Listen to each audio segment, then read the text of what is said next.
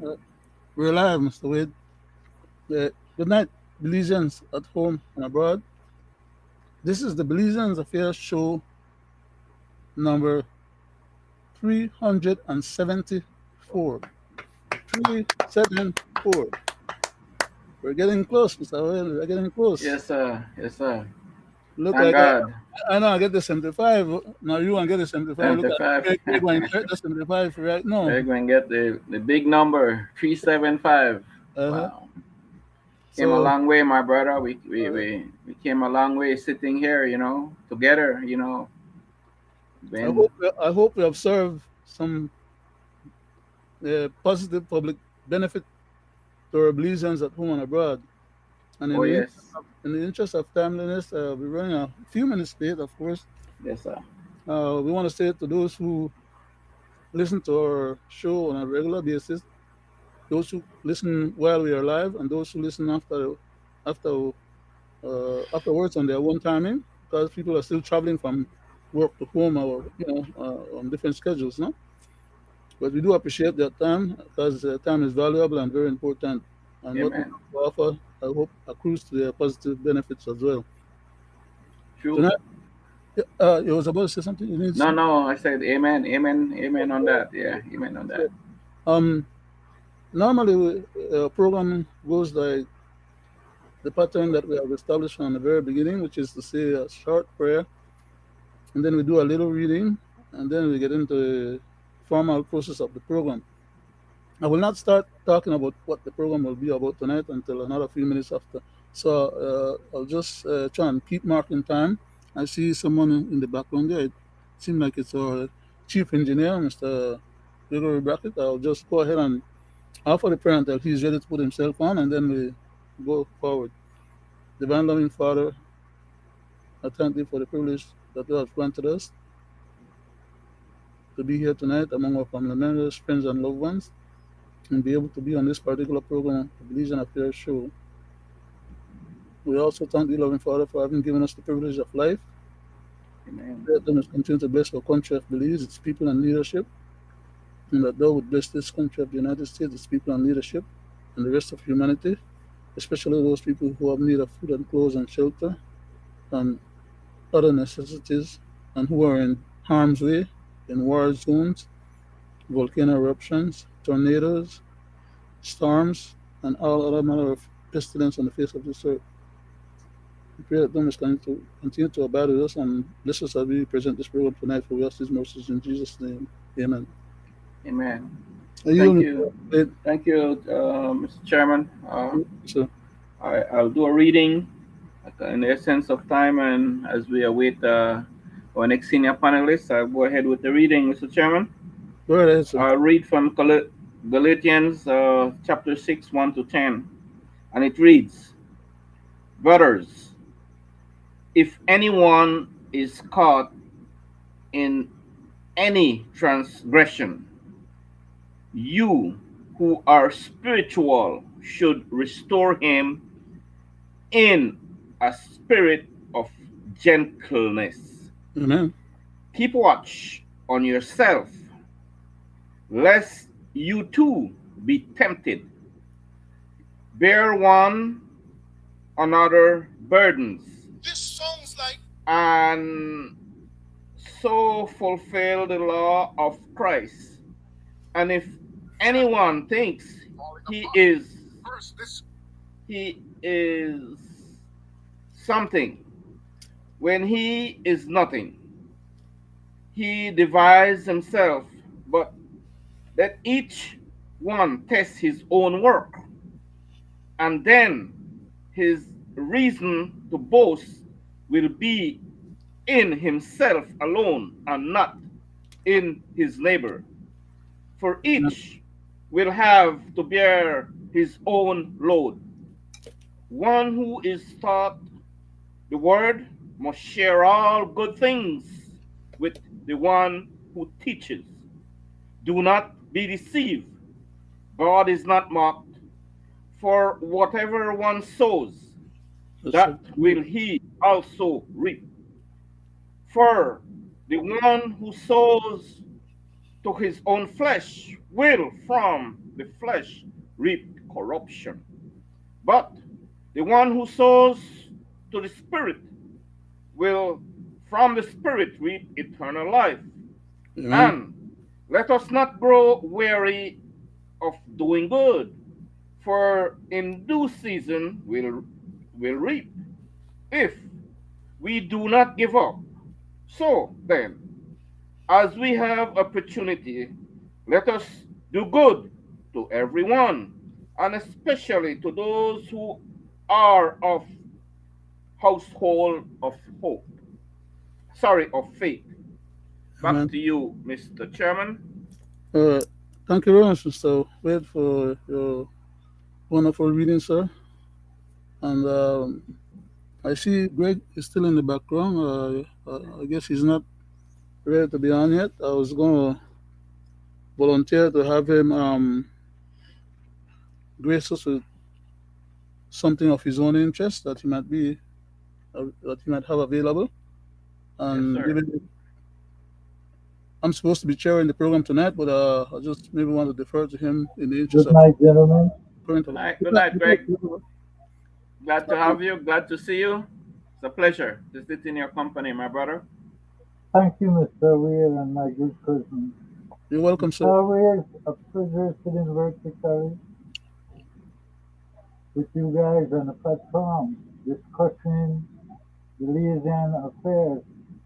I want to say good night to the people at home and abroad, thanking you for tuning in to this, the 324th edition of Belizean affairs. Uh, Thank you very much, Greg, for your introduction and for uh, being with us tonight on on the panel as one of our senior panelists as well. Um, I was thinking in the back of my head that because of so many things happening right now in the country, you know, the issue of the BTL sales, the issue of the Budna affairs, the issue of the recent telephone company um, problems, well, so-called sale, and the issue also of having today a house meeting, and many other things that are going on in our country. I thought that I'll ask if you have an interest in maybe sharing tonight's program for us, and maybe just give us what you can offer us instead of my just allow so many things happening right now to be deferred to defer from them in the interest of the constitutional programs that I would have liked to present tonight. Uh, Thank you, sir. yep. So, Go ahead, sir. thank you, sir. I have no issues stepping in tonight and putting something up here and believing affairs. I want to say this though to the people at home and abroad. We know about the $300 that the CEO of transport wants to charge these young men, and I have said the law that they want to pass is unconstitutional because you can't make selective law. You have to make a law that covers everyone. But I want to show you, as we do here in Belizean affairs, how there's a new norm going on by the government and how they are hustling the Belizean people. Make no mistake about it. And I'm saying this because of what happened at the vital statistics. And I will go to the tape and play the tape. Here is the Attorney General. So the cost following from yesterday's what we appreciated, and again, this is the purpose of launch. So what we will do is that we will revert to what the cost was prior to the launch.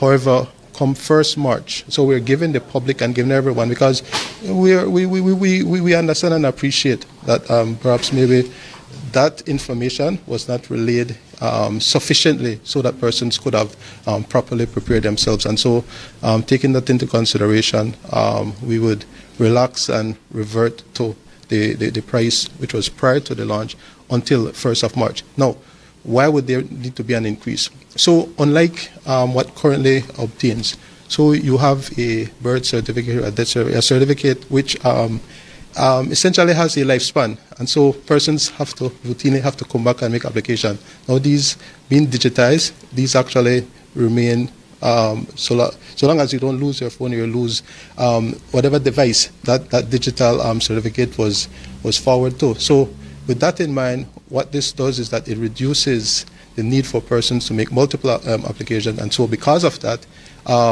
being mindful of that, then there was a policy decision. Then okay, so let us increase the cost to procure these certificates, because at the end of the day, they may very well last forever.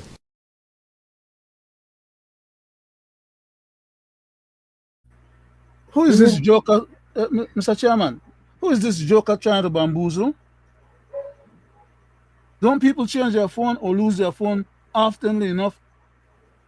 And the honestness of these guys trying to say that, oh well, they're just going to charge you and leave it. They're putting more burden at every step of the way. These guys are trying to find ways to get money out of people's pocket, and they're not trying to find a way to give people more jobs. They're impoverishing the society, and then they get up there and talk fancy and say a whole lot of blah blah blah blah blah, which amounts to nothing, because at the end of the day, it doesn't accrue to any benefit to the society. I don't have money in their pocket for them to squander around the place. I yield back, so sorry I thank jumped you, in like Mr. that, man. Brackett. It Yeah, goes just beyond that. crazy, man. The present government is trying to do I'm trying a to say. national ID. The present government is trying to go digital in many areas. They have started it in social security, which will hamper the elderly who does not have a digital device. And here we have them going digital as the vital statistic. But what is wrong with this? I will tell you what is wrong with this.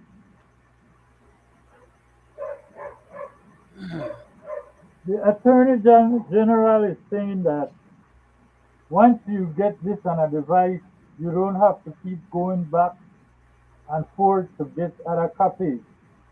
But then, will also the courthouse go digital? Because when people or lawyers are filing a grant of administration or a de bonus none,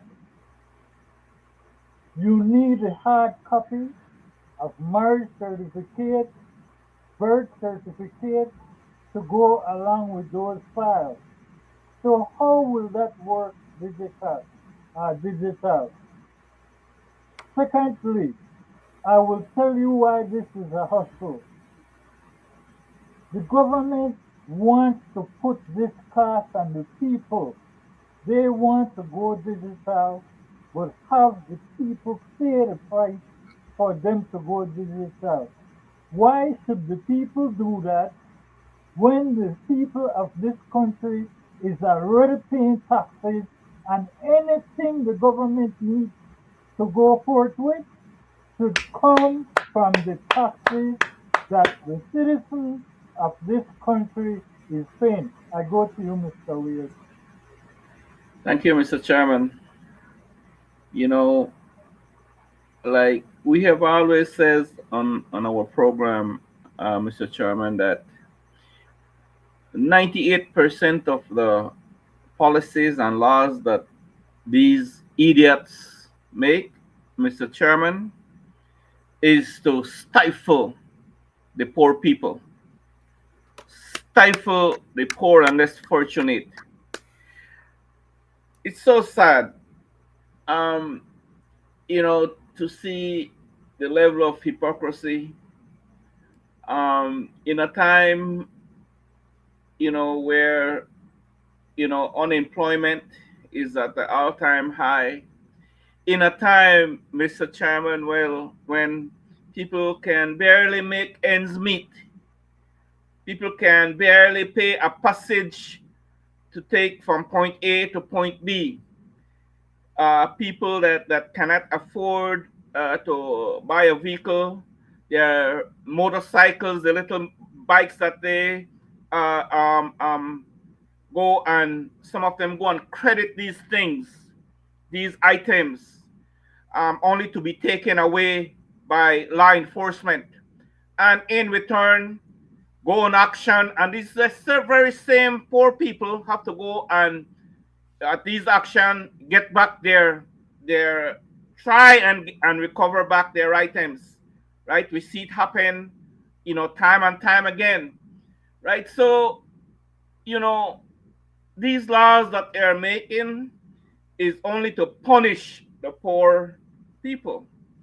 Like you mentioned, Mr. Chairman, about devices. Who have access to devices, and where, you know in around Belize, Mr. Chairman, there are certain part of this country that you cannot access. You cannot access, uh, um, no internet. You cannot even speak on your telephone because there is no connections, right? No internet, no service. To me, I think that you talk about digital, Mr. Chairman. We see that the U.S. and other countries are going digital, but these people can afford, right? But it's clearly and it's right that what you are saying. I see it that way. That the digital way that they want to go, they want to burden the poor people to pay for that. And who will that be? Who, in my personal view, Mr. Chairman, that will profit? And it goes beyond that. People from other countries now, once you want to do business and you have money, you could easily access to be immigration items, in terms of being a Belizean. You could qualify. You could, there are different things that these people are looking at, Mr. Chairman. It goes beyond that, right?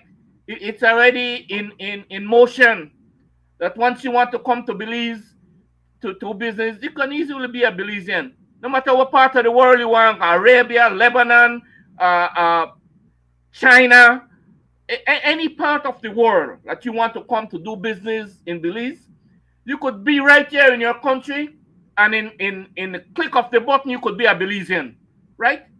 So it goes beyond that. So we'll wait and see.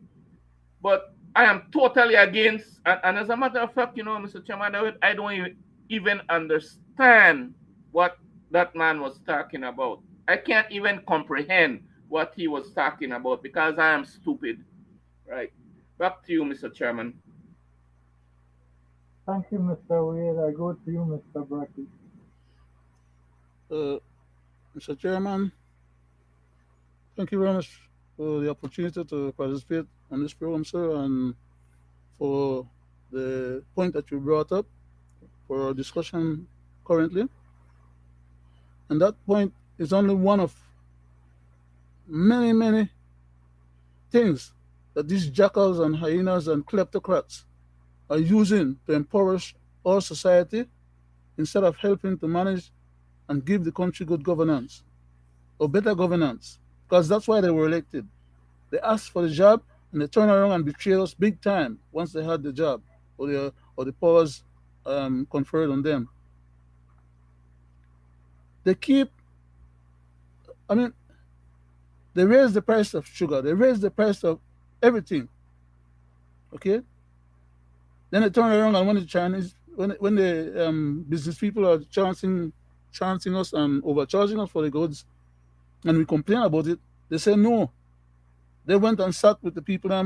Mr. Mai went and sat with his buddies, drank up a little liquor, and they decided among themselves that the business people were not at fault. They were not overcharging. They were not collecting more GST from people, but collecting a higher price from people and more GST from people, and not submitting all the amount of GST so that the government could have the money to run the country. No, we the people needed to have a raise in cost of living. I mean, a raise in the price of goods. So what they did, went ahead and raised the price of gas, and they keep raising it. And the smart Mr. Briseño, who used to be smarter when he was younger, because he knew what the problems were when he was telling the former Prime Minister Mr. Barrow that all Mr. Barrow needed was to reduce the gas a couple dollars and get it below $9 a gallon. Now he's telling us that he have it much higher than that, and he can't reduce it because he needs. That's the only way he can get money to pay for government services. While they're squandering money and giving all kind of tax break to all kind of foreign companies and buddies and friends, some of whom are paying no tax, no duties, you know, the ones that are in free zone, everything for them is free, including the government services, because you have no BDF and police guarding the free zone area and stopping people from being able to gain access to that area, or even go up there to see what's going on. Everything with these people is about them making a hustle. And the hustle is not coming out for money that they're getting abroad or that they're only borrowing, which they also do, but they're squeezing the 60% poverty rate people for every nickel and dime. And then they mismanage and misspend the money. And every time it's from one excuse to the next. But that the people who suffer. I yield back, sir. Mr. Chairman, and if you allow me another minute, please. Not too long, Go ahead, sir. not too long ago, Mr. Chairman and Leonard, if you could remember, and Belizean at home and abroad, remember the corruption that was at the vital statistic, right? Not too long ago, right? Did you say And was, Mr. Wade, did you say was just was once? yeah. No, please. Wait, Can I wait, beg wait. you to just add one different word? That Is. there Because there was it okay, never stopped.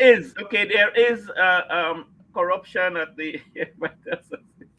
Uh, uh, And they move it from one location to another location to another location and to another location, and then yeah, they needed money for staffing and this and move it from one location then to please another body to get his space rented. The vital statistic went at that location and shifting around the vital statistic, right?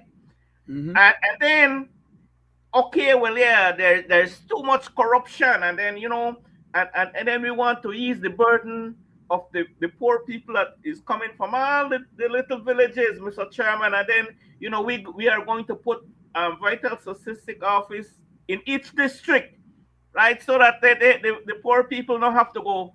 You Mm, see, the corruption that they have in their mind, right? They use it like they are helping the poor people, like it is, like they are help. What they are doing is to help the poor people, right? So it's always the poor people that get pressured into this vacuum so that they could live large and do all the hanky panky they want with our goods and services. So, why I'm saying this, Mr. Chairman, is that yeah, they say, well, they're going to put vital statistic office to settle all this and to help the poor people so they don't have to have that burdensome trip to Belize City. And then all these man talk about, Mr. Chairman, in house meeting. And they go there and wait in line sometimes. And they know that these poor people come from all the little rural villages. They spend 2-3 days sitting just trying to get a birth paper, come to Belize City. So they had solved that problem, right? In their mind, right? In their mind, they had solved that problem because they know what needed to be done. But in reality, it never did happen. Now they come with another scenario now, and you rightfully says, Mr. Chairman, why they came with that scenario, right? And who they want to pay for that digital way that they want to go. Not them or anyway the poor people, right? To achieve their agenda. So I'm just putting this out there because this scenario, Mr. Chairman, came up already, and it was supposed to have been solved already, Mr. Chairman. You understand what I'm saying? That's why I was trying to ask you to let me put some words in your mouth just now, Mr. Wade. Yes, sir. Yes, I'm sir. embarrassed. I'm embarrassed of having to confess that I was Yes, trying to sir. be weak, But that's the fact. I mean, it's still going Yes, on, sir. which is Right. my point of So contention. thank you, Mr. Chairman, for Then stressing that extra little gravy in that pot. thank you, Mr. Wade. But it goes beyond that. People at home and abroad. A prime example is Social Security going digital. The elderly folks already have a problem going in there where these employees does not help them Hmm. to fill out their paperwork. Sometimes people are told to go and look up for their own credits that they have from the places they work.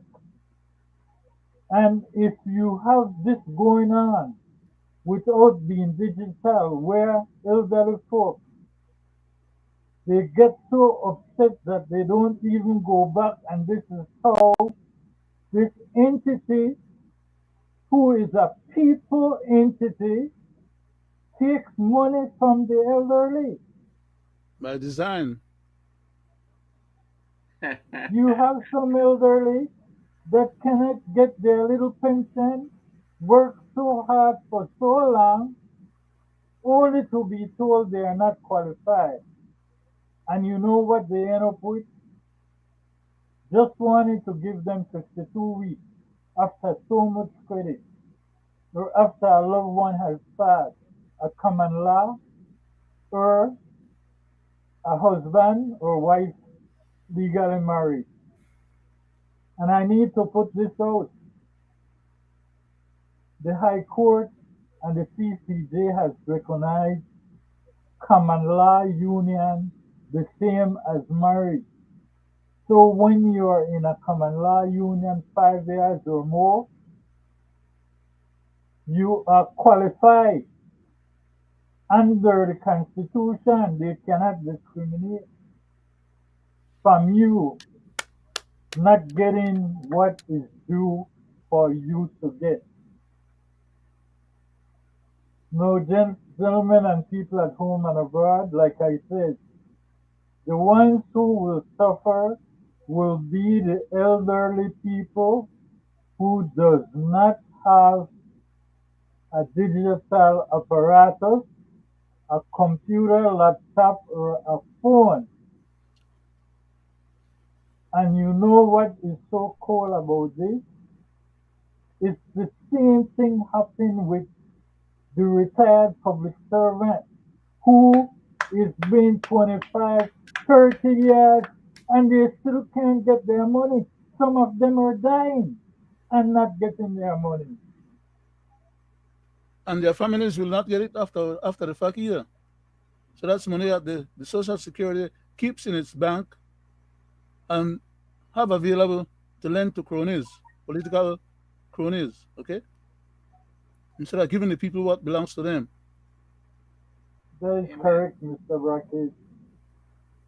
Now, So, gentlemen, I want to go to a second stage with the Attorney General again, and I want you to hear the narrative because we need to call these people out.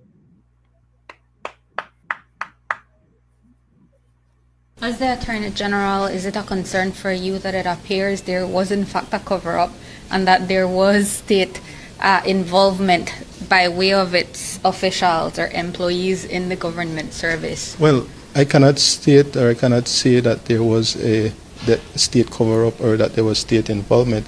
As far as what I have reviewed, there is no such indication to me. But of course, as with life, I mean, things emerge or things come about, So, but at this point in time, no, answer to that question is that I don't see that, no.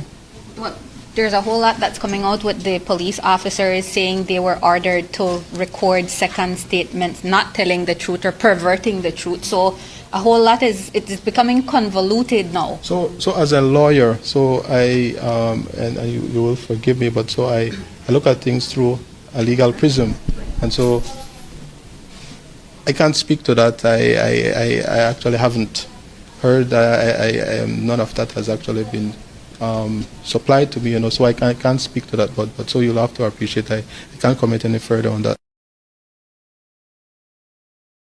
Now imagine people Mr. at home and abroad. I can't believe I just listened to this. When the Attorney General took an oath to the Constitution and he should be the protector of the Constitution when it comes to the citizens of this country. No, he also wants to get on the bandwagon and join the narrative. What we see, they don't see. So he cannot say that. I go to you, Mr. Brackett. Thank you very much, Mr. Chairman. I was laughing all the way through the presentation just now of the tape, right? Because how dare this gentleman is supposed to be not only just a lawyer, but the Attorney General of the country, representing all issues pertaining to government prerogatives. I'm sure he sits in cabinet. That is not a question. And as part of cabinet, he is privy to everything that's discussed there, and probably then some, because I'm almost certain that before the prime minister allows certain things to come to the cabinet, he seeks some legal advice. At least I presume that he understands that's the way it's supposed to be.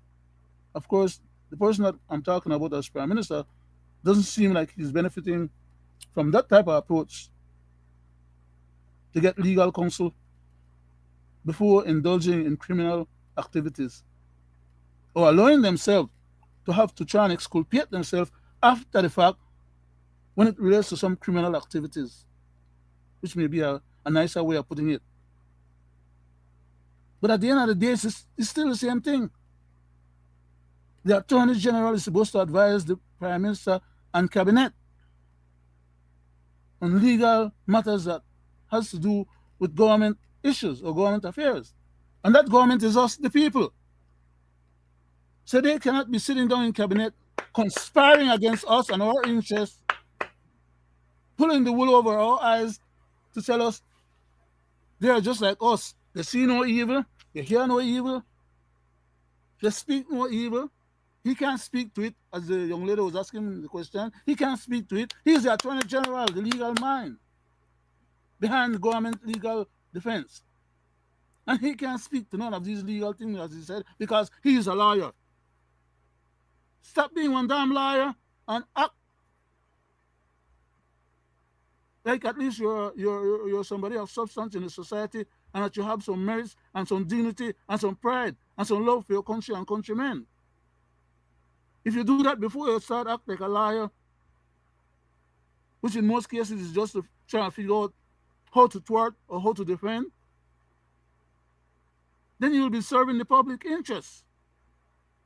But don't come out here and bullcrap us and tell us stupidness like you talk to some 1 year or 2 year, pick no one even know if you talk it or verbalize or articulate yet. Because what you're saying doesn't add up, doesn't make no sense. It makes you look like an idiot of the first order to start with. Belizean people are not as stupid as they used to be or could have been used to be.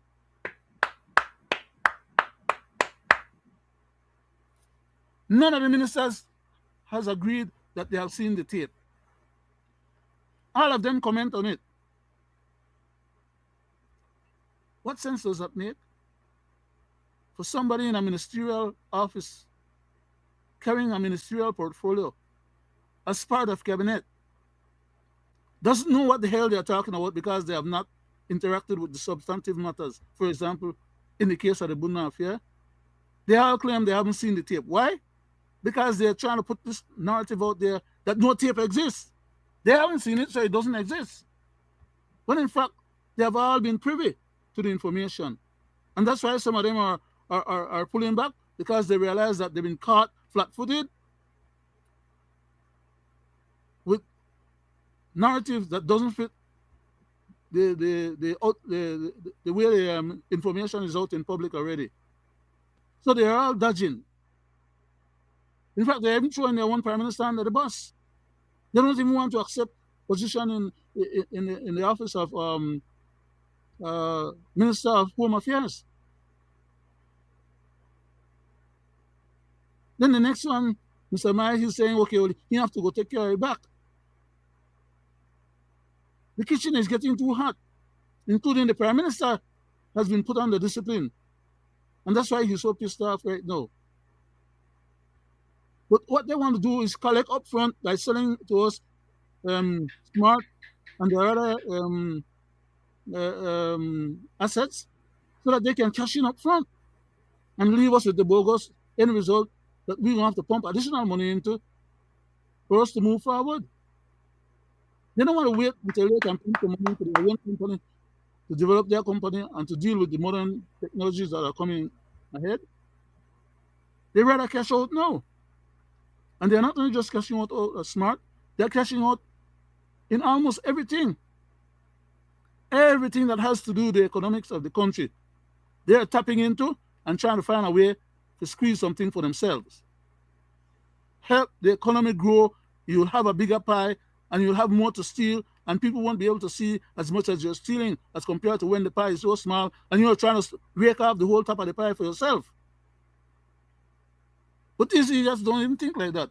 They're not even thinking along the line of slick or smart criminals. They can just afford to be criminal because there's no accountability and nobody can take them to jail. And that's the way they're bolivating the process and behaving right now. Yield back, Mr. Chairman. Thank you, Mr. Wade. Karma. Karma. Thank you, Mr. Chairman. Well said there, Leonard. Mr. Chairman, I like that word that you said that, you know, they don't see what we see, and they will never see what we see. And as for that guy, like you says, rightfully, what is his job, Leonard? You know, what is his job and where his interest should be.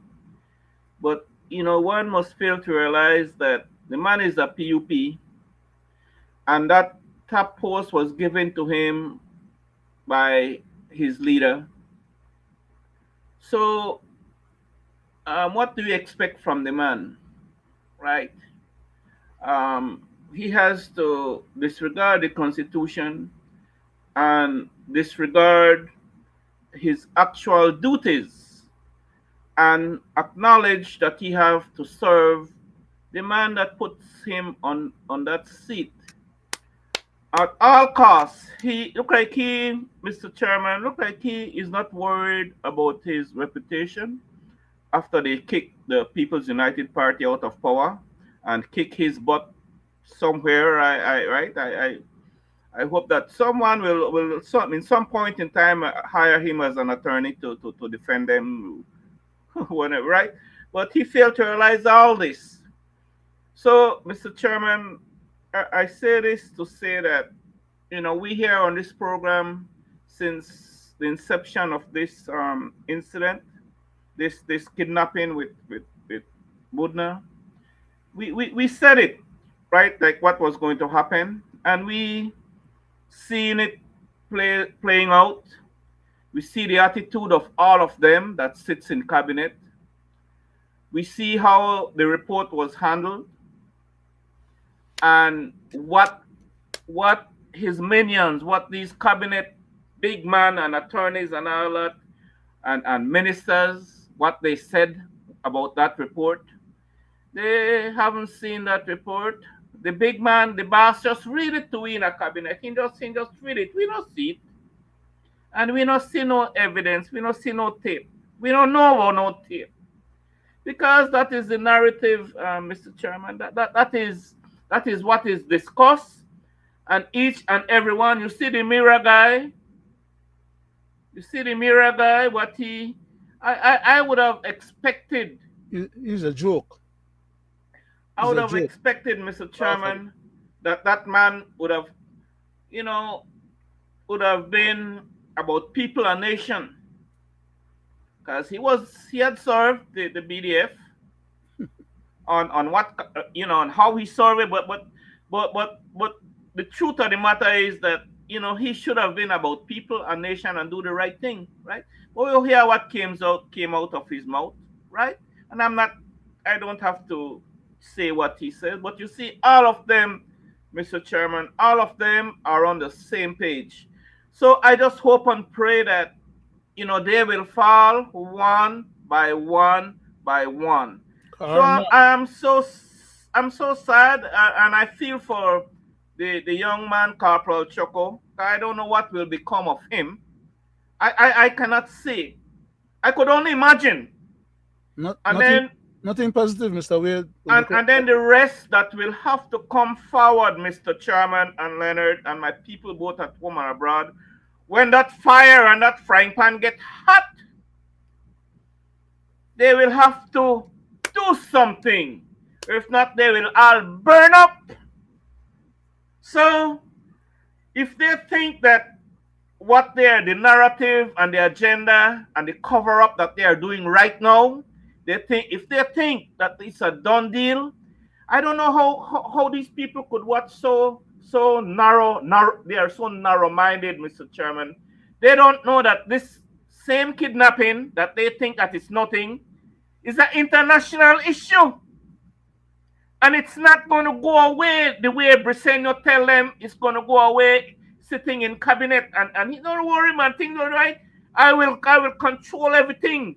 Either the man, either pull all string. All I want to do this, I want to say. I want to stand for that. You see the attitude of that guy, that DPP guy. And now you got to watch the Attorney General. You got to watch the DPP, right? They might get rid of her. This Briseño guy he's already uttering certain things. So if you're smart enough, stupid enough like me, then excuse me, if you're stupid enough like me, you could see where that might end up with that DPP. Because she's saying things that Briseño does not like. So, Mr. Chairman and Leonard, like I say, and my people, it's not going to end well. It's not going to end well. And the truth will have to, will have to come out. Because these people out here, Mr. Chairman and Leonard, that was involved, they are not happy. They are antsy. They are looking over their shoulder. They don't know what next. Say no more. Back to you, Mr. Chairman. Thank you, Mr. Wade.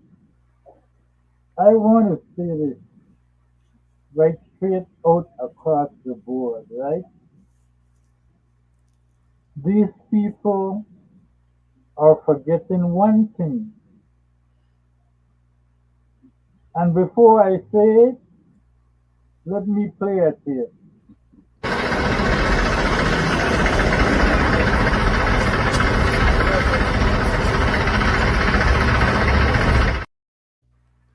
This tape, Say no more. we had a BDF And the police. and a police officer who was sent to jail today for perverting justice. I want to say this to these people that is involved in this kidnapping and in the terminology of the Democrats in the United States. All you ICE officers and all you doing all this under Trump, God, for, God forbid Democrats win the next election, because each and every one of you will be looking at federal time or jail time. So I'm saying to you guys that are involved, God forgive you, or God forbid if Ms. Santan becomes the next prime minister. Because you know what?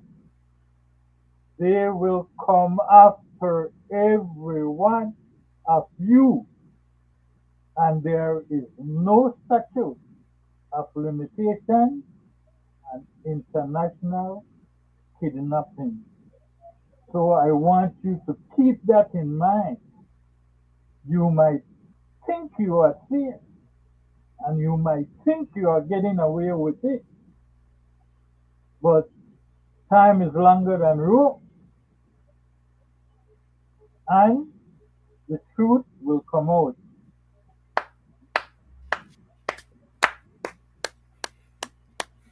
Gentlemen and people at home and abroad, just shortly, we saw an incident that happened between Uh, the Prime Minister and Mr. Mr. Chairman, Brackett.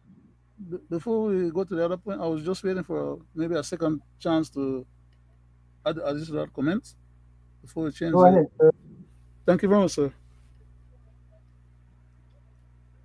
Presently,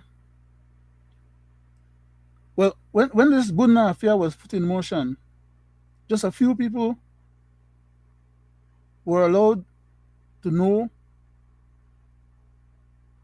what was desired to be done and for what reasons. And the Prime Minister, somehow or another, conveys the impression, at least in my mind, I can only judge on the basis of my own internal mechanisms. So in my mind, it appears to me that the Prime Minister had motives to try and have someone exculpated on his behalf,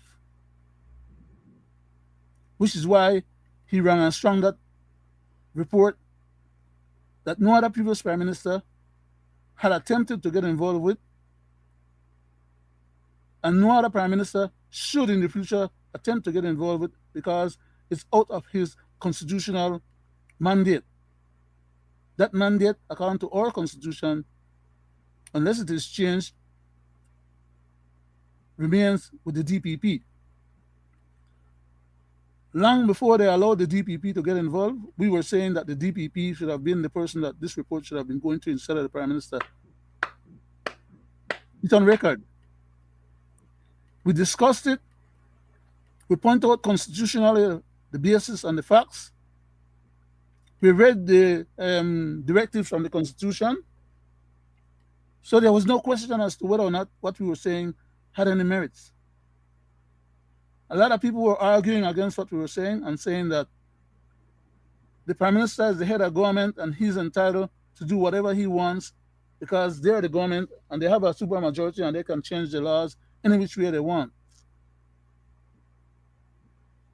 We said that that particular effort that was being done by the police department to investigate and provide some information to the Prime Minister, we also said it would go nowhere. And when we discussed about the DPP not being involved, and if she would ever get involved, we also said that she would not be able to go anywhere. And we explained the reason why. And I'll repeat part of the reasons why. She can only act on the evidence provided to her in terms of deciding who to prosecute or not to prosecute, and or if anybody is prosecutable. She came out and said as much in her own words. What was given to her is less than nothing. So while we may have been ahead of the curve in terms of telling what the process should have been and what the outcome would have been, we're still here today and understanding that because of the loss of time and the high level of chicanery that's going on in the police department and the other higher government departments and ministries, we now get to find out that the DPP will have to depend on the same corrupt police agencies to do a different report for her that will give her some kind of muster to be able to move forward in any effort to prosecute. That will not happen. And the reason why it will not happen is because anybody that gets prosecuted with any new information could claim that the previous information that was provided exculpated them, even though the new information could incriminate them. A good lawyer would get that client off. That's the way the system is set up to be. So the report, the first police report and the second police report have already been impeached, and those reports will go nowhere legally. Even if a third report is made, the third report will be made by almost the same people in the police department that corrupted the first and second report. And there are members of the police department who are being asked to sign bogus reports, basically to undermine justice. How can they have any credible input to a final valid report that will be good enough to prosecute somebody on and get them convicted? We're just going around and around in circles, and the deed or damage has already been done to the point where everything else right now, going forward, has been contaminated and or put in a situation where even a judge will have to be cautious when they accept information into evidence. Because any good lawyer that worth his salt would be able to impeach just about any evidence, whether it's valid, factual, or not. Because in these kind of matters, for example, when it comes to a crime that could land you in jail for long, many years, such as kidnapping, you have to prove without a doubt that the person is guilty. Now, it's not just about only the kidnapping. The Bunda affair includes a lot of violation, constitutional violation, um, um, police, uh, um, police department rules and regulations that were suborned. There are police officers who are involved in this process who could claim that their superior instructed them to do what they were doing because they were acting under the police codes and the police laws, and the higher up directs the lower down. So, for all intents and purposes, as I have said before more than one time, we're chasing a red herring, and this stuff is so contaminated to the point that you know we have to have outside help in order to move forward. The local help is not there, and people don't trust it anymore. I yield back, sir. Thank you very much for your opportunity. Thank you, Mr. Brackett. I want to say You're this welcome, sir. right, and I want the people at home and abroad to listen to me carefully. The Prime Minister and the Attorney General said said in specific that Belize do not have a law that will allow for external investigation. That's a lie. It is a lie, and I will tell you why. Anyone can recall when Mr. Enriquez tried to get some information from the Attorney General. What happened? When the Ombudsman wrote him a letter and said to turn it over, what they tried to do, people at home and abroad, I want you to look up the Ombudsman app and see what the Ombudsman can do. Again, I want you to look up the Ombudsman app and see what the Ombudsman can do, because under the Ombudsman Act, and let me scroll the banner so you guys can see it. You can go ahead and read it, because it's what the Ombudsman Act is saying, not what I am saying, what the Act is saying. It says under the Ombudsman Act, the Ombudsman may start an investigation on their own initiative without a complaint, investigate maladministration, abuse of power, negligence, or misconduct by police. Okay? The Act goes on to say it includes ministers of government, departments, statutory bodies, examine whether state agencies acted unlawful, improperly, or unfairly before or during or after the kidnapping. So the Act, and I'm saying it again, the Ombudsman Act can be used to investigate the government, including the Prime Minister. People, please go and read the Act. Okay? In addition, Mr. Chairman, while the ombudsman, if he is a strong-willed and competent individual that is not beholden to the Prime Minister or any other minister, while they have that power written into law for them to have that ability to conduct any such investigation, it is still the Prime Minister's office that funds those operations. Mr. And Brackett, that is exactly why I yeah, spoke about what happened to Mr. Enrique. right. But Because you don't have them saying anything about the ombudsman, knowing fairly well that he has the power to do that. They probably would sue him again. But that is why I'm calling on the people to read the act for themselves. let me Go take ahead, Mr. let me take Brackett. let me take the point that I was trying to bring across Uh-huh.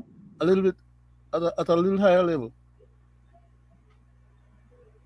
With the Budna affair, for example, too many high people in high places in the government are involved, and all of them are attempting to self-exculpate or to see no evil, hear no evil, speak no evil, and know no evil. The bottom line is that these people can be brought to account if a move is made to get the International Court of Justice involved and or to get the International Human Rights Commission involved and or to get the uh, Organization of American States Human Rights involved. And there are many other agencies and bodies that could get involved with this process that could bring pressure down on our government. Just like how the American government, when it needed to or wanted to, could bring down pressure on the Belizean government and the previous Barrow government to get people out of the government that was not favorable to America's interests. There are other countries that have influence in Belize that could put pressure on Belize, just like how the cartels then could put pressure on Belize and the Belizean government officials then. We are just a small little drop in the bucket of international and geopolitical affairs. It's just a matter of who's going to pull the lever and what pressures they want to bring down. But there are many ways to skin the cat. We could go to the European Court of Justice. In fact, we can lobby for international bodies to come and bring accountability to our government.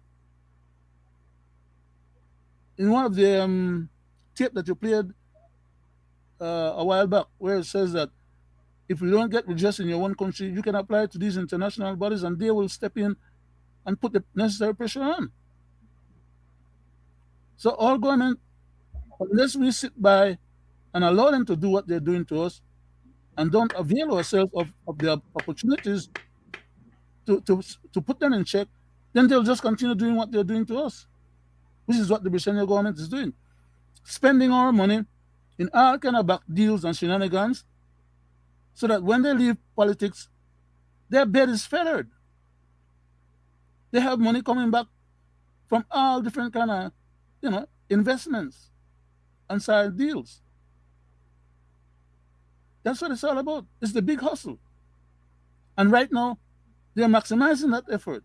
Everybody's trying to see how much they can get. There was a time when the very same current prime minister, when he was just a um, deputy prime minister,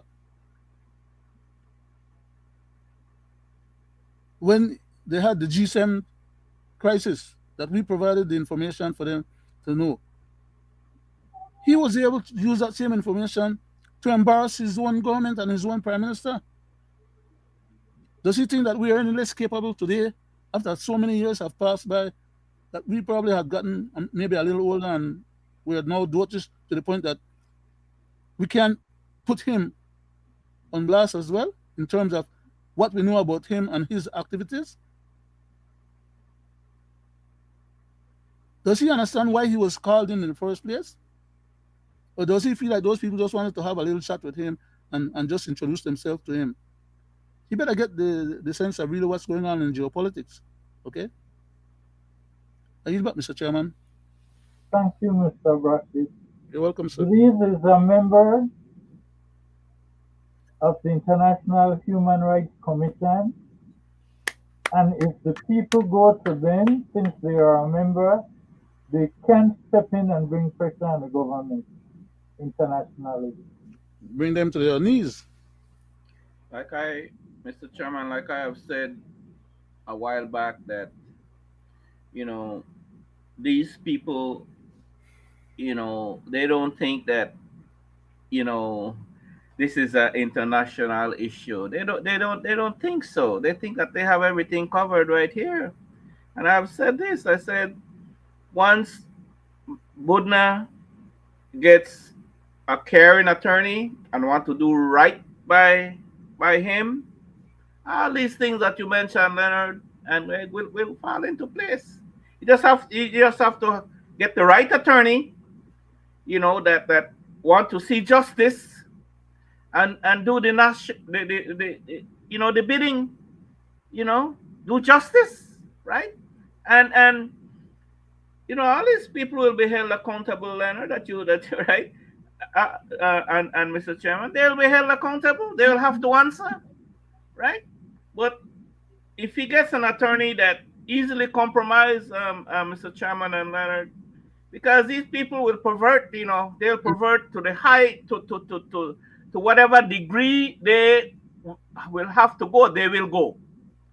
But if you get a strong attorney that's not easily be compromised, and it's not all about money and greed, and just Mm. want to do right and justice, these people will be held accountable. So I don't, like you said, Mr. Chairman, and they don't get away once the proper mechanism is put in place. They will not get away, right?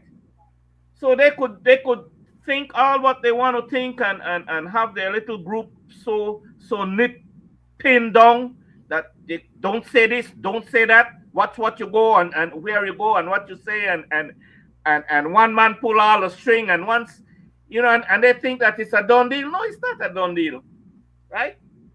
So and we are seeing, Mr. Chairman, and the level these guys are going, the level that they are going, and the level that they are willing to put their reputation on. Like if you hear the attorney general, you hear how that guy talk, right? So The we're more, back to you, Mr. Chairman. It's not Thank it's you. not going to end well. the Thank you, more, Mr. Wade. Chairman, Mr. Chairman, to Mr. Wade's concern, the more these people or these rascals they keep trying to protect themselves, the more victims they're recruiting and more damage they are causing to other people that had nothing to do with this process in the beginning. All because they are trying to have or find somebody to lean on to deflect attention from themselves. But at the end of the day, karma, I'll leave it at that. It goes beyond that, people at home and abroad, and gentlemen. I will tell you why. And even though they are trying to cover up the Budnak situation, all that we can put that aside. The commissioner of police still has to answer to how a gun was signed out to an officer who was on leave. Make it make sense. They did not have the gun he wanted and they took one from someone that was on duty. That can also not go away because it is the same gun Mr. Budna claimed they used to beat him. Who knows? They could have killed him with that weapon. So who gave the order for that gun to be issued outside of the Budna situation? Because that happened even before the kidnapping took place. Mr. Chairman, And there, someone sorry, should have to answer that. the, the gun that was supposed to have been checked out by that officer was not available. So they decided to check out a different gun. Somebody had to make those decisions along the line Mr. Brackett, the at a signature is higher right level, there. at a higher level. And all it takes is a telephone call from the correct officer with authority to move things along. And that officer cannot be somebody that is less than the person that's going to get compromised if that officer is caught. As a matter of fact, when they go on those assignments, they are not supposed to tell or implicate or compromise anybody above them. But in order for them to get what they're trying to do or get it done, they need the authority from above. They cannot do it of their own. The police department is compartmentalized. Okay? That's why you have a Eastern division, a Western division, a Northern division, a Southern division, you know. But all of these divisions operate on a basic principle, mirroring each other almost. But there are rules and regulations. And people will not put their career on the line and have their career destroyed because of not following rules and regulations and the authority or the chain of command. So that chain of command comes from above down to different divisions or different levels, and implementation happens at the level of the commander. Okay? So the commander of that group, in this case, uh, was Mr. What's the gentleman name? Gamboa. Mr. Gamboa.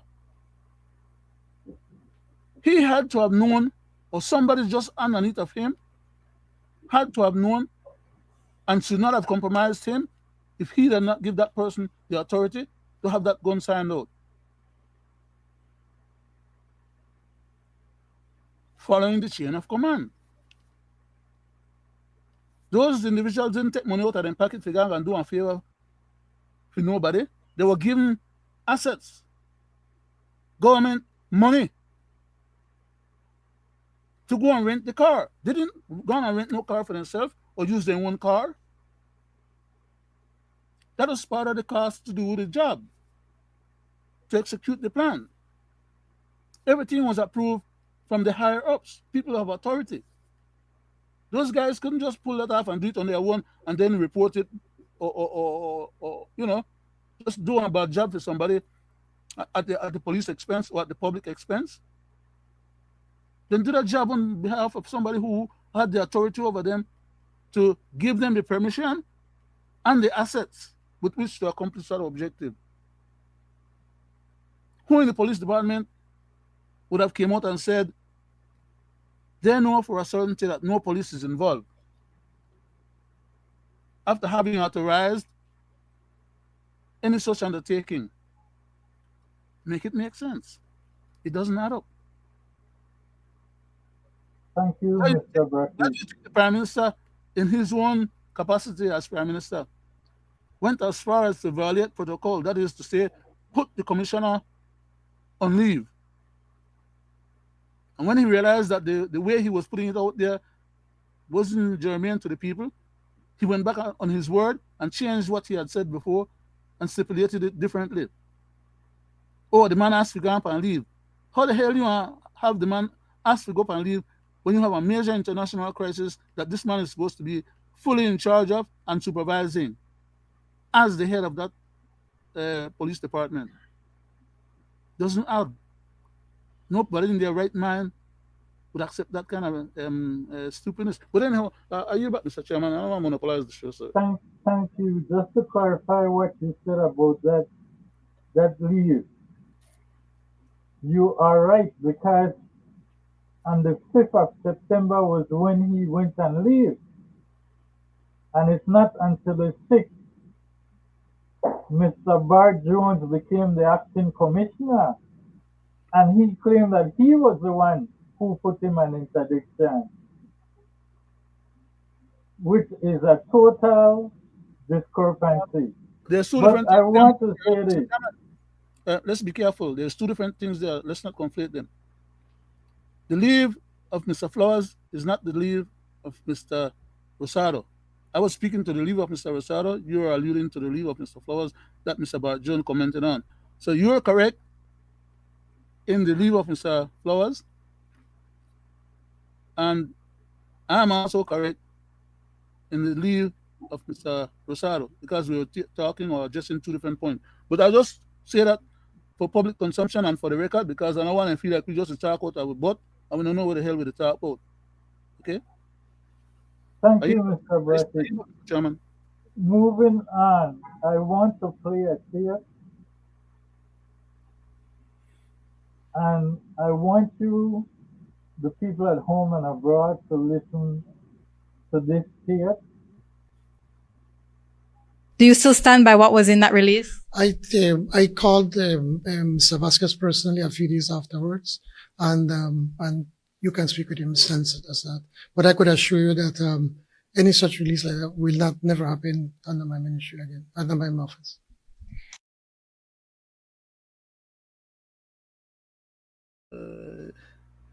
People at home and abroad, and gentlemen, the Prime Minister is apologizing for what his first office had did to Mr. Vasquez when they mentioned all about his father, because they had put out a piece of news media where they said that the Prime Minister had met with Mr. Roca in Mexico back in 2024. Now, from this tape, I want to go to another tape because I want you, the people at home and abroad, to see how some people is above the Constitution, which is the law of the land, and the substantive law made by man. We have a cyberbullying law, and I want you to see cyberbullying at the highest level. Which is unconstitutional, Mr. Chairman, to start with, okay? Let's get that in. That law is unconstitutional. It's one of those same bogus laws that they go to the house and know that they're not supposed to make that kind of law, but they go ahead and make it anyhow because who can stop them? But it's bogus, it's unlawful, illegal, and unconstitutional. It's a violation of our human rights. Are you back, sir? Even if it is, Mr. Brackett, and you make the law is not made for only a select few or a Mhm. select individual. the law under Section 6 of the Constitution should be All, for every everybody. one of us. But let's hear cyberbullying at its highest level. We know his record. We know what he has been doing for a very long time. And this is where I think the media, in being sensational on this story, forget that this guy is a monster. I mean, I did not see any of you out there crying out for the 16-year-old that was killed, was mistakenly killed when he was in the bedroom with Mr. Budna, or when Mr. Budna have raped young boys. I didn't hear any of you all out there crying out loud for justice for these people. I want to stop the tape there. Which court in Belize has convicted Mr. Budna None, of raping any young man? none. Which That court? Which court tried him? None. that is cyberbullying at the highest level. I go to you, Mr. Wade. Thank you, Mr. Chairman. As I say, at the end of the day, on that tape there, and what he's saying, we will know who the true monster is. And it's not that we here on this program condone what Mr. Bodnar might or may have done, in other countries or in Belize. But all I am saying is that if he, Mr. Chairman and Leonard, had committed those crimes that Briseño talked about, that he says, he's a monster and this and that and that and that and all that hot air, don't we have laws in this country? Don't we have a justice system? And isn't Mr. Budna, Ryan Budna, interviewed this man? If he is such a bad man and he was wanted, and was he running away? No. Was he wanted in this country? Was he criminally Convicted. arrested and charged and taken to court and then he ran away and he was wanted, and that man was freelancing around his country. So the mere fact that man utters such garbage, right? Who listened to that guy? That people so stupid and don't understand that we got laws in this country, and what he said there is a bad man, and whatever happened to Bodnar, he's do that and this and that. That's not the issue, no, Mr. Briseño. The issue is about the way how you guys went about and doing this whole kidnapping. That's the big issue, State right? crime. So, Mr. Chairman and Leonard, right? You see that guy? And that word he used about monster, at the end of the day, sometime down the line, those who are not politically motivated or love this man so much or beholden to this man will see who the true monster is. Say no more, Mr. Chairman, back to you. Thank you, Mr. Wade. Mr. Brackett. Thank you very much, Mr. Chairman. Why is it that the Prime Minister of our country always knows nothing, sees nothing, understands nothing, hears nothing, and I would say basically does nothing? What the hell do we have him as a Prime Minister for then? Seriously speaking, I mean, it's not a joke. I'm not just trying to be facetious, right? I'm trying to be facetious, but not just for trying to be facetious. Being facetious is about, like I said, having to speak or articulate or verbalize or comment on this criminal conduct on the part of the government. Whenever a government takes the power and authority of state and commit the same crime that an average civilian or citizen would commit, that crime by the government is much greater on the scale. of human relations and human behavior than that of a simple civilian committing the very same crime. Because you're aggregating the powers of state and hiding behind it while talking crap about, well, that person is a monster.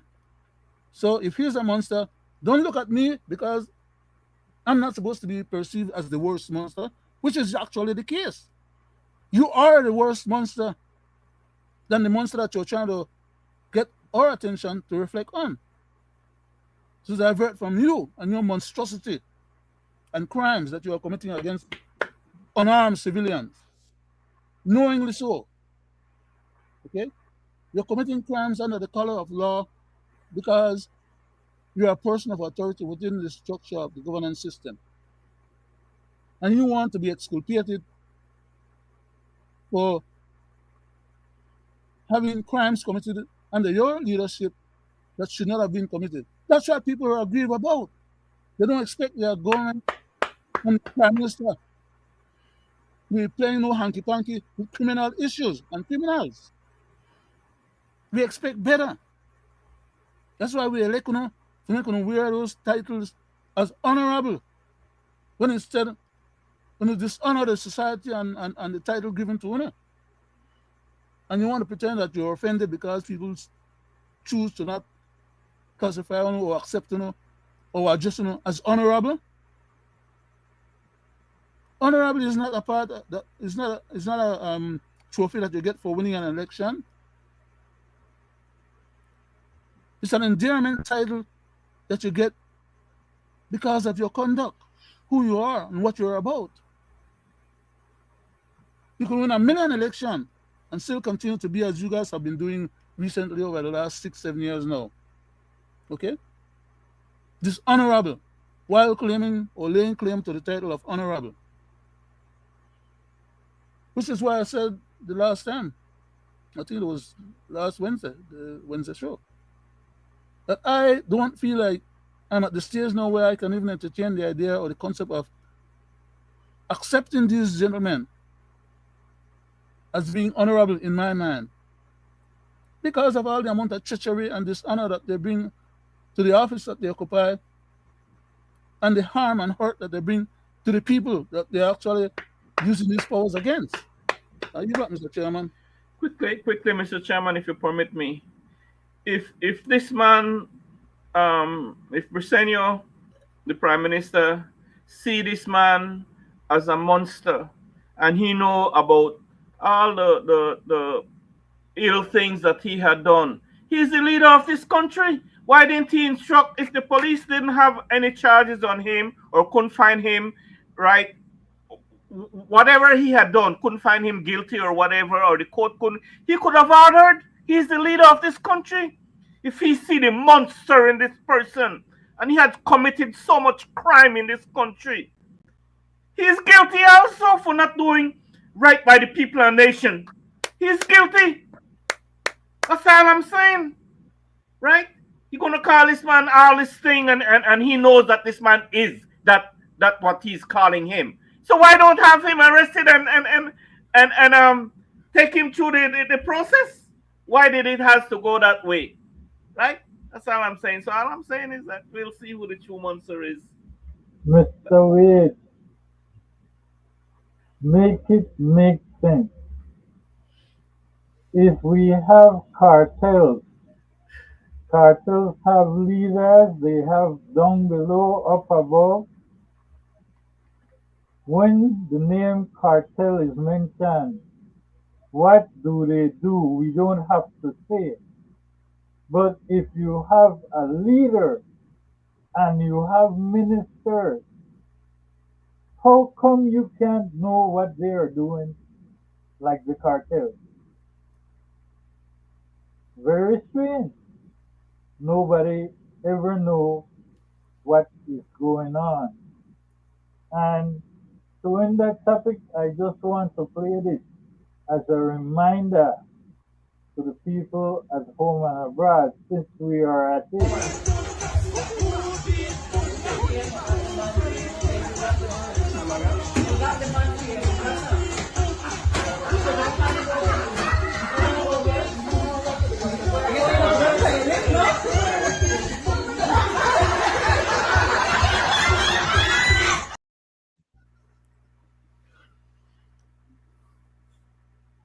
Gentlemen, we are close to that time. Mr. Wade, I will go to you last. I go to you, Mr. Brackett, 2 minutes. Thank you very much, Mr. Chairman. All I would like to say in regards to the topic of the night is that it's unfortunate that we have a prime minister who knows, or at least knew, what was wrong when he was not prime minister, when he was an opposition leader. He marched with the teachers then. He flagged the previous prime minister for his shortcoming is not easing up on the economy and giving back some of the money that he was taking out of the economy through the gas price. Now he owns gas stations and he's doing even worse than the previous prime minister that he was complaining about. Because he's fattening up his own gas station profits. He don't want to give back nothing. He's selling out or ports. Every port that got introduced into Belize or was attempted to be introduced into Belize, he had his fingers in there. Anybody remember Portico? Anybody remember CNBite? Anybody remember State Bank? Anybody remember just about any the Belize port of Belize? He had his finger in there too. He gave Mr. Ashcroft hundreds of millions of dollars to settle all accounts. Remember that statement that he came to the House of Representatives and described to us? Oh, he was giving this man so many hundreds of millions of dollars that the country needed to balance its budget and pay for the goods and services to the country. But he chose to squeeze the teachers, then take away 10% of the civil service pay in order to give to this man, so this man could continue to get $25 million more every year for the next 5 years out of our treasury, in addition to the $400 million that he had already given him. And the man had already gotten about 500 million plus out of the previous administration. And now he's going to give the man some other millions of dollars because he and the man is in business together. But the other man, Mr. Ashcroft, won 58% of the company now. He took away majority shares from Briceño and Briceño family. At every step of the way, this man is cutting deals and leaving us, the people of the country, more impoverished. And he claimed to be a businessman, you know. But the business that he gets into is other people's business that accrue to him benefits. Because his business are not always that successful. The money we inherit from your father, did he ever make any report about that? I see then they go out and Mr. What's the man name? Koi, hard, because the man showed up some $21 billion. Anybody read the one from the Prime Minister? The current Prime Minister? The previous Prime Minister was about $30-something million. The current Prime Minister is about almost $50 million, plus or minus. Okay? Nobody go after him or complain about his assets. Those are the ones declared, of course, because there are many other assets that are not declared. Okay? But besides that, all the different ventures that he has gotten himself involved with since he became Prime Minister, he forgot to remember that he stood up and told his former boss, the previous Prime Minister, Mr. Musa, bring back some of the money, won't occur. I would like to know now if Mr. Musa's son won't turn around now, any one of them, whether Kareem or Mr. Osha or any of the other colleagues there will turn around now and tell this jackal, I almost call him our next name just to, that was a slip of the tongue. But I mean, he's what, as far as I'm concerned. Who's going to bail this cat? Who's going to call him out for his treacherous ways and the wrongs that he's doing to our society? Who's going to holler at him and tell him, bring back some of the money we occur? we should have come in of we treasury, and the ones that we okay out of our treasury. And the taxes that we are not to pay, the GST we are not to pay, and others. And the side deal we are cut with other people, we are benefit you long after you left office. Which one of the ministers want to jump up in a cabinet and declare one G7 or one G5 or one G8 or whatever? As was done to his former boss, Mr. Musa. Huh? Belizeans may not all have a lot of talents, but some of us have long memory, and we could respect you criminal conduct towards us. But again, he knows that nobody wants to go to jail or prosecute him. Because even if we got a new government right now, any new government come in, they have one uncock in place so that they go prosecute him. The new government will have to wait until they get it in place in terms of how the mechanics work. Let Then me, Mr. Brackett, Mr. Brackett, let me just clarify what you just said. If a new government come in, regardless of UNCAP, they can go after them under the FIU for money laundering, etc. But FIU is a puppet of the. Is If always a the puppet of. government change, It's if not an the independent agent. government change, Yes, but it's not an independent agent. FIU comes under the current government, and the current government will not allow its FIU to go after any of its current ministers. I am If stipulating yeah, a I heard you. new I heard you. government comes I'm in. agree. I heard you, and I'm agreeing with you, Mr. Chairman. I'm just saying that if another government comes in, the um the FIU will only be able to go after those individuals if there's a semblance of some hanky panky that is legally able to be taken to the courts. Because if they go after them without any legal basis, the government can then end up getting spun around in circles, like what Mr. Barrow did, and win cases for Mr. Pat, right? When Mr. Pat or Mr. Contreras or any of these other guys that fall or fall during the previous government, this present government could have taken them to task, but they didn't. Why? Again, for clarification, the FIU could go after anybody for unexplained wealth, and you will have to be the one to prove it. I'm saying So, I agree with you, sir, but the truth of the matter is that the FIU is an agent of the government, and only the government mostly tells the FIU to get involved in certain activities, especially at the higher levels. FIU is just a tool. If they were operating well, the way the FIU is supposed to operate, we'll have a lot of other people in the country in jail, including some of the merchants and others, politicians and all. From top to bottom, we'll have people in jail. Mr. Brackett, your The wish might FIU, just come about, you know. well, I We wish might so. have a female prime minister, and ha ha ha. Just be careful, people. Mr. Wade, I go to you for your comment and the closing, sir. Guys, truth, right? We speak truth, right? Truth to We power if speak need truth, be. all right? Okay, good.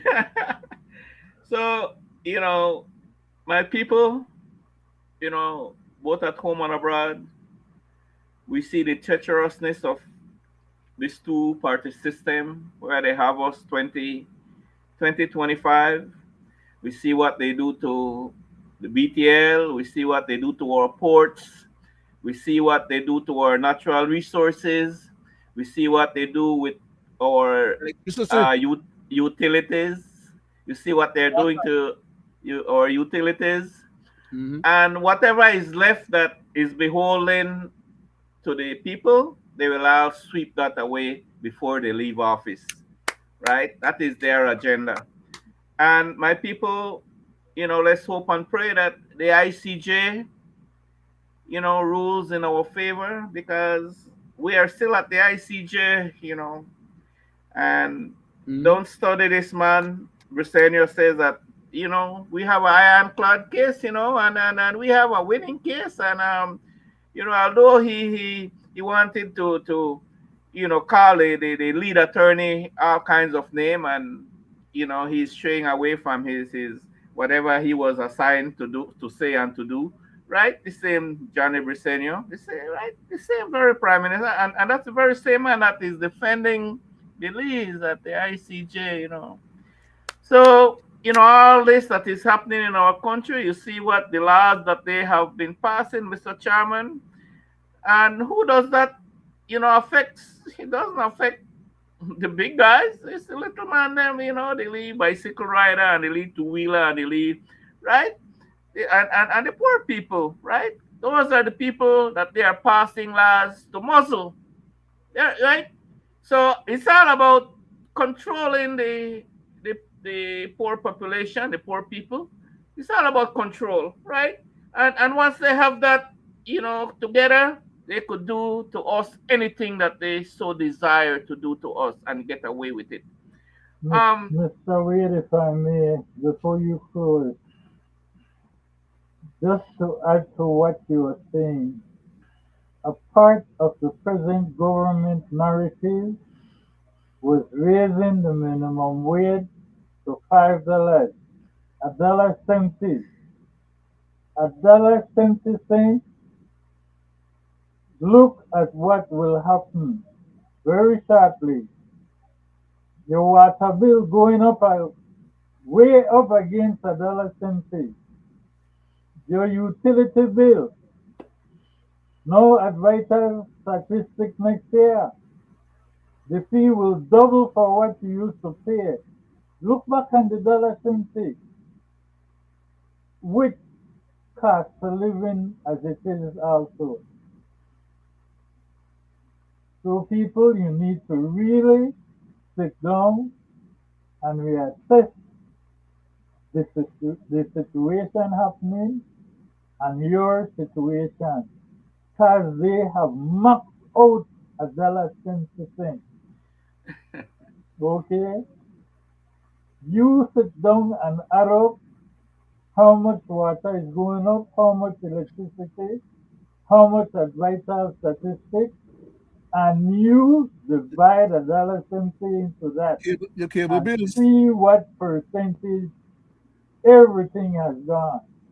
cable And that's bills, and that's not sugar, even speaking salt, about, rice, beans, flour. okay, And Go down the list. Tell me how much they used to spend 2 years ago, or maybe even 1 year ago, compared to how much they spend now, or how much they spend by next year. It all goes up and it never comes down. The only thing that comes down is your salary or your opportunities for a job. We're being impoverished by the day. thank you, Mr. Brackett. Go ahead, Mr. Wade. and my people, let us not forget, that this government has produced no job. They had produced no job. They rely on the BPOs. You see, and the BPOs are not government jobs, okay? They are private people, but it seems the way they are going is like, yeah, those are the jobs that they have provided. And you know, the very same thing that this man had when he was in opposition, all the things that he had promised that he had done. Has he ever accomplished any of these things that he said he was going to do? Think No, about when he was in opposition. Like you mentioned, when he marched with the unions, he said all the bad things that the UDP did and the Barrow did and this and that and a whole lot of crap, and that he was going to, as he gave pass on cack and price of fuel was going to come down. And look what they did to our healthcare system. Has it been improved? And don't forget the $91 million treasury hospital that's supposed to be built. Supposed to be built. You see in Belmopan, you see the baby that they and had, and you see the amount of money the taxpayers paid. the This this 28, this 28 million this at the airport. crony this crony for the People's United Party, the inside jobs and all that to get this deal done beside the sewer plant in Belmopan. That's where it ends up. That's where your millions ends up. Has they put a pillar up yet?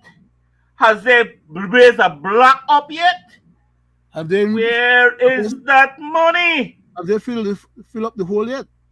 Yes, I'm saying, right? My people, open your eyes. Those who have eyes, open your eyes. Those who have ears, listen. And I say, Mr. Chairman, I just hope that tonight's program, again, yet another program for the benefit of the Belizean people and the things we talk about, it's about people and nation, and we are about the poor and less fortunate, and we call out the ills, Mr. Chairman. And I'm glad that to every time we call it out, you are there to show come from their very own mouth. So they cannot, say that we are doctoring up like how they doctor up the tape, that the Budna tape, right? They cannot say that we doctor that up, right? So, I just hope that tonight's program, that those who listen to us, those who view us and will view us a little later, will take away some kind of public benefit, and it's always a pleasure. Season greetings to all. Season greetings to you, Leonard, and to your family, and season greetings to you, Greg, to your family and loved ones. A question, Mr. Chairman. A question. How much money has the government borrowed during the course of this year for the budget or budget supplement, or just in general? How much millions did we borrow? You really want me to answer that? Because I keep a track. No. 1.7 billion. Billion, yeah, something like that. Oh man.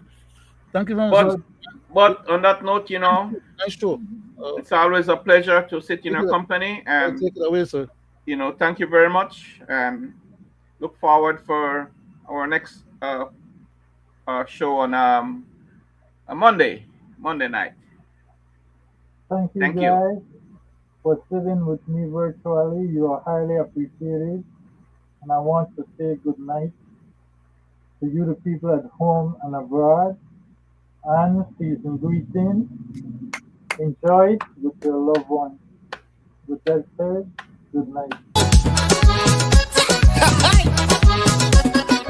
We want everybody. We want everybody. Give me some of your everybody. Give me some of that cassava.